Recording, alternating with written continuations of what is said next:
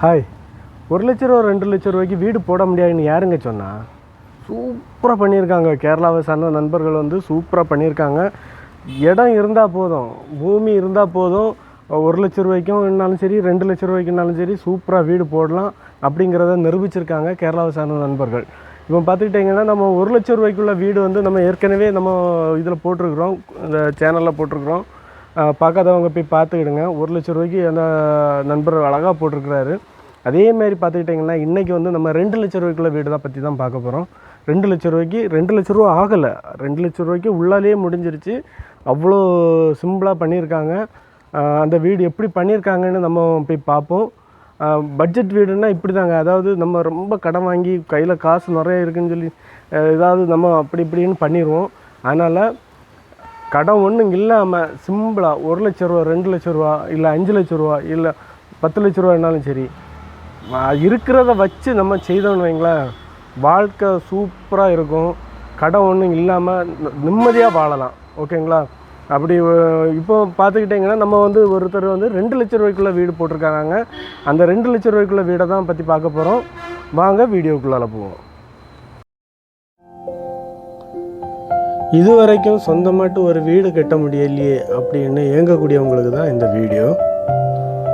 கேரளாவில் ஆலப்புழா டிஸ்ட்ரிக்டில் அஜேஸ்ன்னு சொல்லக்கூடியவர் கட்டின இந்த சின்ன வீடை தான் நம்ம இப்போ பார்த்துட்ருக்குறோம். இந்த வீடை 200 ஸ்கொயர் ஃபீட்டில் போட்டிருக்கிறாங்க.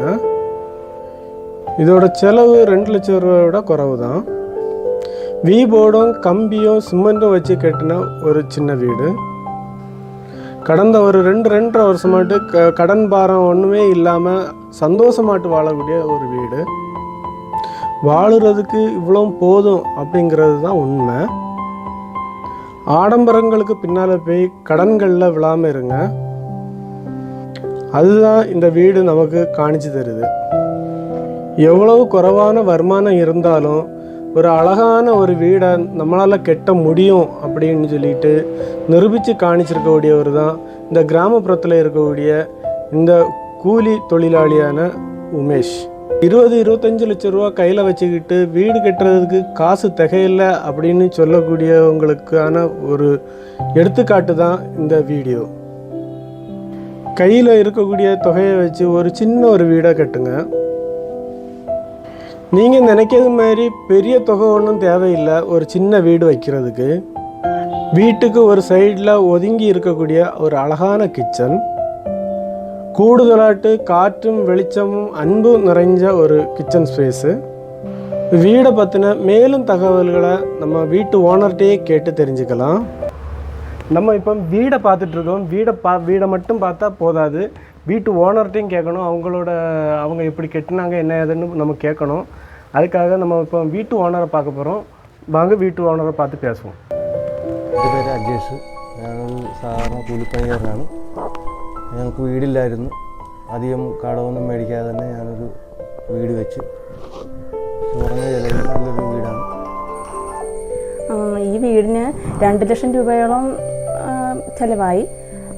വലിയ ഇതായിട്ടുള്ള വീടൊന്നുമല്ല, ഒരു ചെറിയ ഷെഡാണ്. അതിൽ ഒരു ബെഡ്റൂം, പിന്നെ ഒരു ചെറിയൊരു കിച്ചൺ, പിന്നെ ടോയ്ലറ്റ് സെപ്പറേറ്റ് ആയിട്ട് ബാക്കിലുണ്ട്. ഇത് 5 സെൻറ്റ് സ്ഥലത്താണ് ഈ വീട് നിൽക്കുന്നത്. നിങ്ങൾ വീട് വെക്കാൻ ഉദ്ദേശിക്കുന്നുണ്ടെങ്കിൽ ഇതുപോലെ ഒരു ചെറിയൊരു വീട് ഷെഡ് വെക്കുക. ബോർഡിലാണ് വെച്ചിരിക്കുന്നത്. എൻ്റെ ഒരു സുഹൃത്ത് വിനോദാണ് ഇപ്പോൾ ഇതിൻ്റെ പ്ലാനും ഇതെല്ലാം വെച്ച് തന്നത്.